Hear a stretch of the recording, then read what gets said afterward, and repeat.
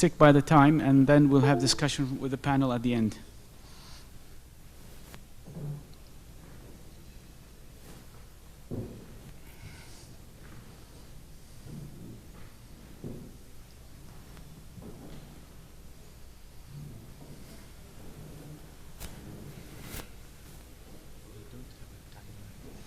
I have my watch, and also the coordinator told us that he will follow the time.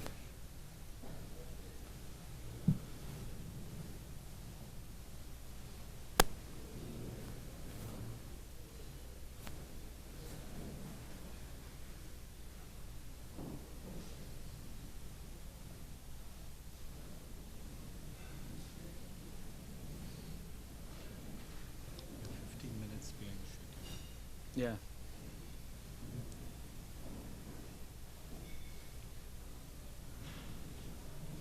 was a nice lunch location. Yeah.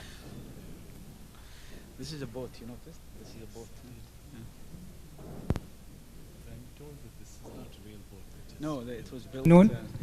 Everybody, thank you again for giving me the opportunity to talk about the evaluation, preparation, and counseling patients with non-obstructive azoospermia.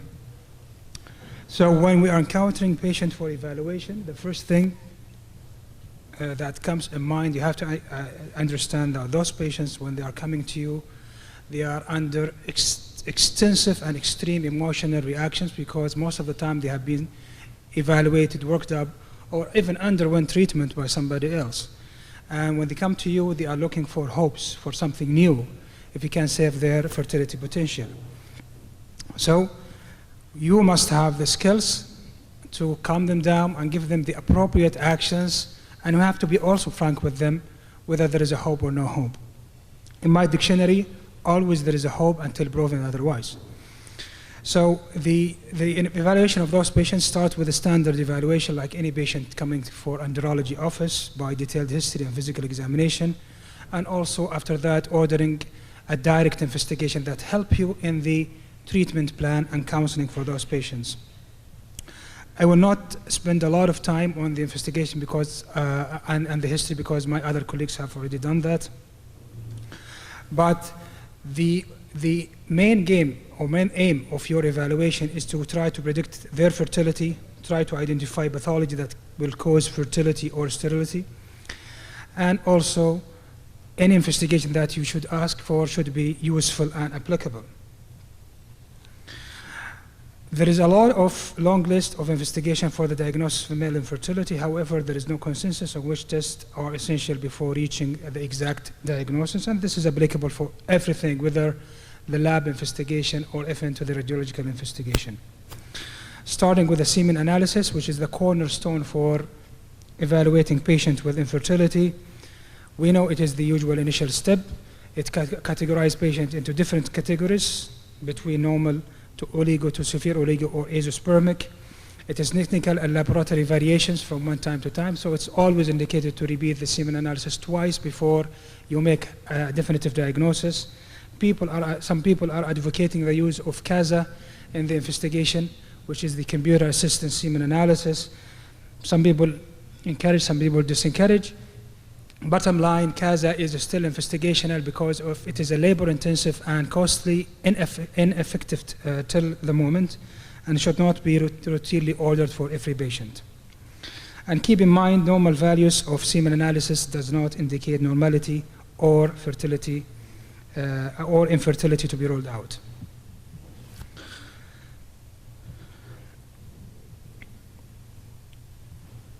Additional tests that you can ask also for patients when they come for evaluation in non-obstructive azoospermia is karyotyping, Y chromosome microdeletion, and cystic fibrosis evaluation. Again, quickly I will go through this. You have for the Y chromosome microdeletion, you have 4 regions, and it is very important to do this kind of test for those people because it's important in the counseling, as I will say at the end of my talk today. You have the AZFA, you have the AZFB, and you have the AZFC, and lastly identified is the AZFD. When we're talking about AZFA, usually there is no fertility potential for those patients. So once identified, that's the end of it. For the AZFB, if it's a complete deletion or D, again, there is no fertility potential, but for people with AZFC, there is a good hope for them, inshallah. Okay. When to order Y chromosome microdeletion? In case of azoospermia, because 10% of those people, they have deletion. In case of oligospermia, 3 to 5% of those people will have also Y chromosome microdeletion. And in case of if you have more than 5 millions per cc, the utility of this test is limited and usually should not be routinely ordered. What about testicular biopsy? Do we need to do a testicular biopsy for a patient coming for evaluation, non-obstructive azoospermia? Unless if this patient coming already to you with a histopathological diagnosis, most of the time it is not indicated to do testicular biopsy, unless if you are suspecting obstruction. In that case, those people usually come with a full-blown picture of non-obstructive azoospermia characterized by small testes and high FSH. So the rule for testicular biopsy in their case as a separate procedure is usually not indicated. How would I prepare my patient when he comes before we embark on definitive procedure like microTZ? The first question that patient will ask you before you book him for surgery, is there anything that we can do to increase my chances, doctor? How can we make my surgery more fruitful? Especially if those patients already underwent previous negative testicular biopsy. And to answer this, there are some factors related to the patient and there are some factors related to the surgeon himself. And we have to be frank with the patient when we counsel him. So when it comes to the patient will ask you, do I need medications to increase my chances? And the answer to this is controversial. Do we need to give patients before they go for microTZ medication or no medications? It's not a straightforward answer. Some people encourage, some people disencourage. Different protocols have been used, including clomiphene citrate, aromatase inhibitor, plus minus injections. Results are conflicting. And the bottom line here, there is no improvement in sperm retrieval rate after induction treatment, whether with a low or normal pre-treatment testosterone. We're talking about hormones or antioxidant therapy.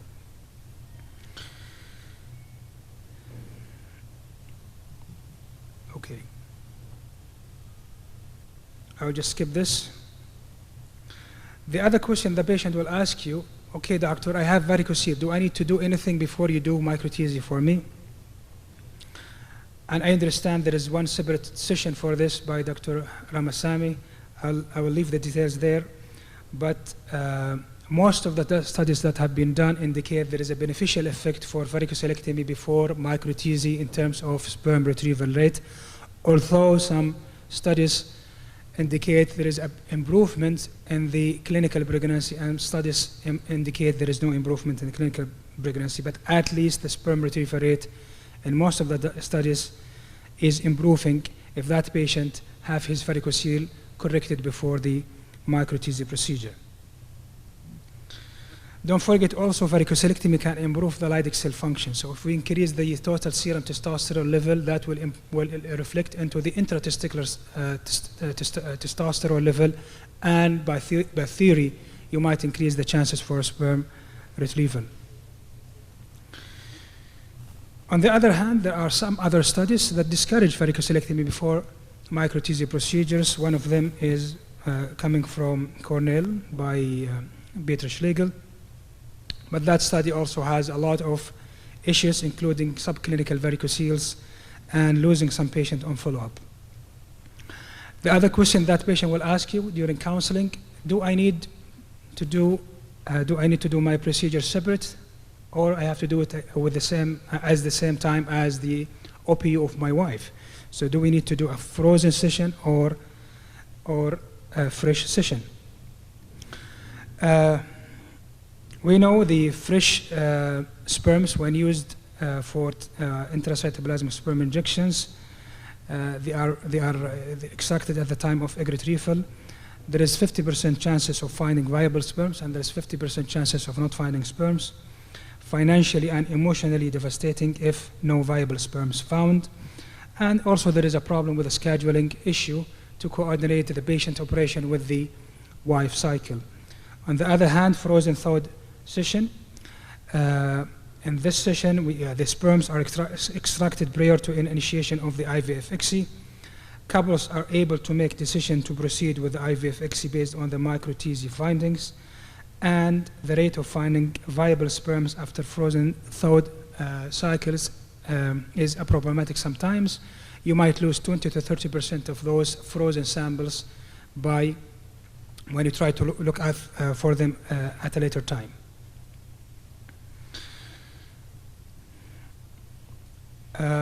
The other question that comes, is there a difference in the fertilization rate between frozen sperms or the ejaculate sperms? And that question was thrown today during the earlier session.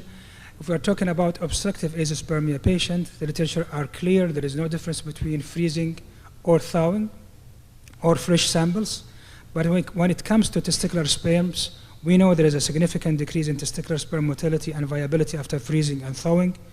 We also know that sperm nuclear DNA assessed by alkaline comet assay was significantly damaged by slow freezing thawing by fast thawing. And also the rate of finding sperms after you unfreeze them can drop down. You can lose 20 to 30% of those frozen sperms. So every technique, whether every methodology or every method, whether frozen or fresh, has its own advantage and disadvantage. The other question, is there a difference in the IVF-ICSI pregnancy outcome using fresh or frozen thawed testicular sperms? I answered that already. Most of the studies indicate there is no difference in terms of clinical pregnancy or even fertilization rate. Also during counseling, things also might change the success of micro-TZ retrieval or success rate, which is the surgeon experience. Of course, that you will not tell your patient I'm experienced or not experienced, but evidence have shown that there is a learning curve for micro-TZ success. You need to do at least 50 cases as the initial learning curve before you reach to a plateau and you have a good success in retrieval. So how would I counsel my patient when I see him before embarking on micro-TZ? I will indicate to the patient that the age, testicular volume, serum FSH, testosterone level, and inhibin B level does not correlate with the success of sperm retrieval. Those are markers for global spermatogenesis, but does not indicate the most advanced site of sperm production in a dysfunctional testis. I have to do for him Y-chromosome microdeletion because that will determine whether I will find sperms or not. Testicular histopathology is the most important prognostic factor to counsel the patient about his chances for finding sperms. You have a favorable histopathology and you have unfavorable histopathology. Of course, hypospermatogenesis is associated with almost 80% chance of a sperm retrieval. On the other hand, Sertoli cell only is associated with less than 30% sperm retrieval rate. But again, I will not do diagnostic biopsy as a separate procedure. Also, I will indicate to the patient that prior testicular negative biopsies does not affect the chances for sperm retrieval by micro-TZ. 51% retrieval rate success after 1 or 2 prior negative biopsies, and still there is 23% chances for finding sperms by micro-TZ after 3 to 4 prior negative biopsy.